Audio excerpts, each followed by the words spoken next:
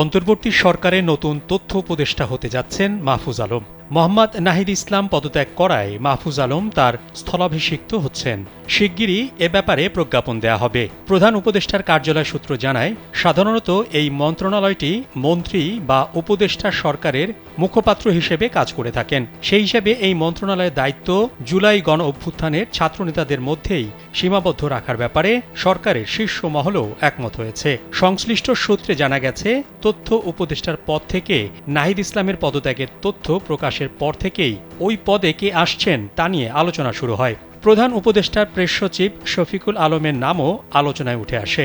সম্প্রতি তাকে সিনিয়র সচিব হিসেবে পদোন্নতি দেওয়া হয়েছে। তবে শফিকুল আলম বা নতুন কাউকে তথ্য উপদেষ্টার পদে আনার সম্ভাবনা কম। আর নয় সৌন্দর্য নিয়ে চিন্তা, এবার নিজেকে সুন্দর করে তুলুন স্টাইল ম্যানিয়াক্সের সাথে।